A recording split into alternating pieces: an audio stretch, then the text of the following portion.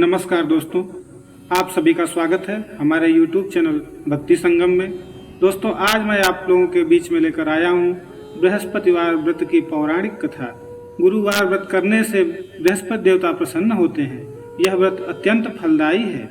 अग्नि पुराण के अनुसार अनुराधा नक्षत्र युक्त गुरुवार से आरंभ करके 7 गुरुवार व्रत करने से बृहस्पति ग्रह की हर पीड़ा से मुक्ति मिल जाती है। बृहस्पतिवार व्रत कथा प्राचीन समय की बात है। एक नगर में एक बड़ा व्यापारी रहता था। वह जहाजों में माल लदवाकर दूसरे देशों में भेजा करता था।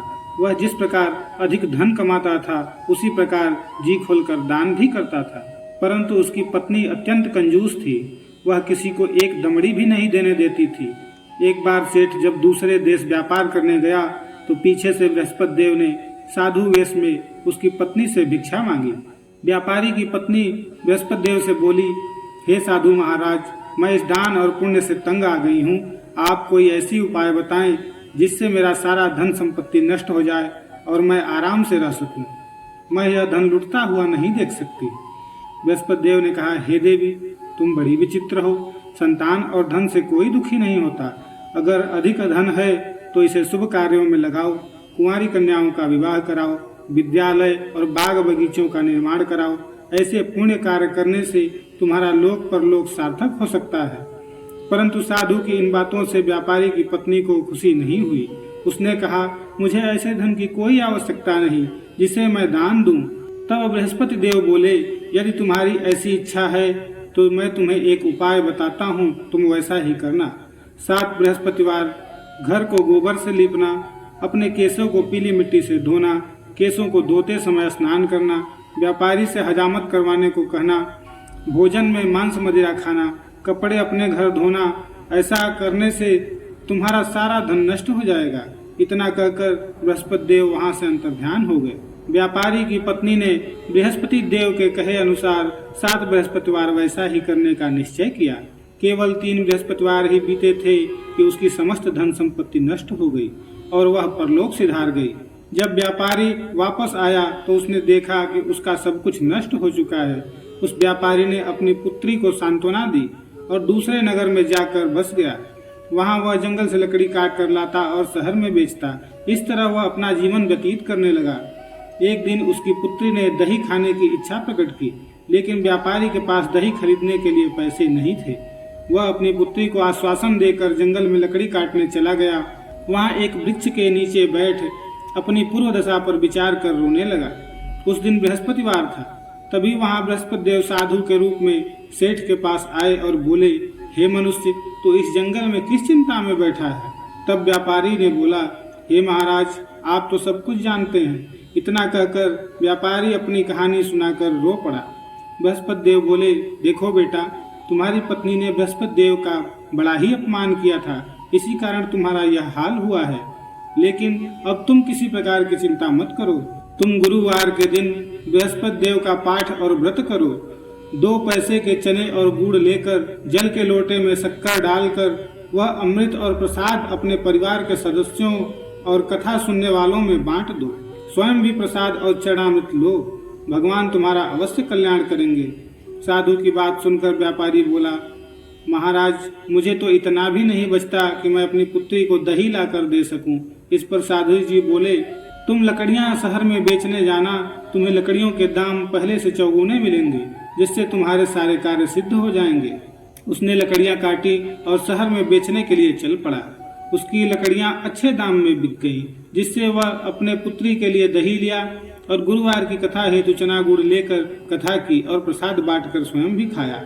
उसी दिन से उसकी सभी कठिनाइयां दूर होने लगी। परंतु अगले बृहस्पतिवार को वह कथा करना भूल गया। अगले दिन वहां के राजा ने एक बड़े यज्ञ का आयोजन कर पूरे नगर के लोगों के लिए भोज का आयोजन किया। राजा की आज्ञानुसार पूरा नगर राजा के महल में भोज करने गया, लेकिन व्यापारी व उसकी पुत्री तनिक विलंब से पहुंचे। अतः उन दोनों को राजा ने महल में ले जाकर भोजन कराया।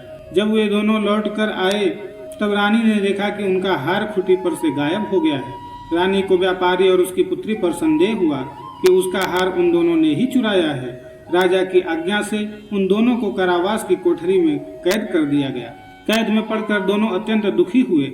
वहां उन्होंने बृहस्पति देवता का स्मरण किया बृहस्पति देव ने प्रकट होकर व्यापारी को उसकी भूल का आभास कराया और उन्हें सलाह दी कि गुरुवार के दिन कैद खाने के दरवाजे पर तुम्हें 4 पैसे पड़े मिलेंगे, उनसे तुम चने और मुनक्का मंगवाकर विधि पूर्वक बृहस्पति देवता का पूजन करना, तुम्हारे सब दुख दूर हो जाएंगे।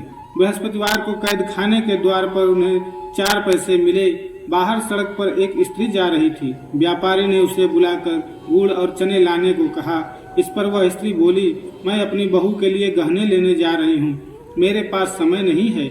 इतना कहकर वह चली गई। थोड़ी देर बाद वहाँ से एक और स्त्री निकली। व्यापारी ने उसे बुलाकर कहा कि हे बहन, मुझे बृहस्पतिवार की कथा करनी है, तुम मुझे 4 पैसे का गुड़ चना ला दो। बृहस्पति देव का नाम सुनकर वह स्त्री बोली, भाई मैं तुम्हें अभी गुड़ चना ला कर देती हूँ। मेरा इकलौता पुत्र मर गया है, मैं उसके लिए कफन लेने जा रही थी, लेकिन मैं पहले तुम्हारा काम करूँगी, उसके बाद अपने पुत्र के लिए कफन लाऊंगी। वह स्त्री बाजार से व्यापारी के लिए गुड़ चना ले आई और स्वयं भी बृहस्पति देव की कथा सुनी। कथा के समाप्त होने पर वह स्त्री कफन लेकर अपने घर गई।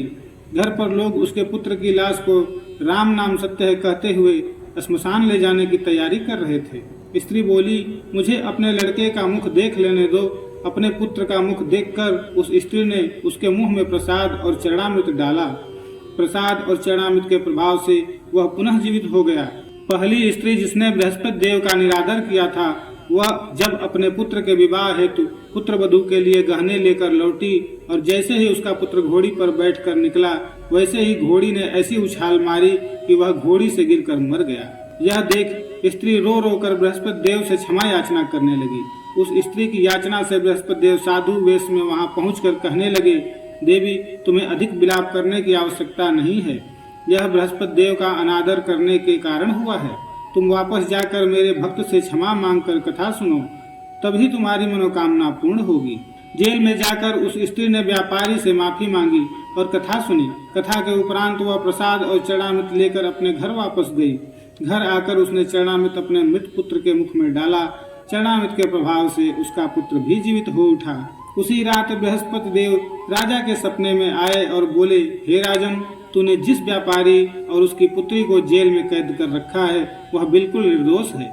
तुम्हारी रानी का हार वहीं खुटी पर टंगा है। दिन निकला तो राजा रानी ने हार खुटी पर लटका हुआ देखा।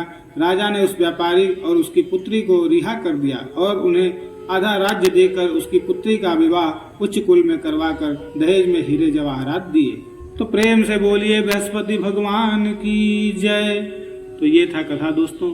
अगर वीडियो पसंद आया हो तो वीडियो को लाइक करें, चैनल को सब्सक्राइब करें, साथ ही कमेंट में बताएं कि कैसी लगी ये कथा। चलिए फिर मिलेंगे अगले वीडियो में, तब तक के लिए नमस्कार।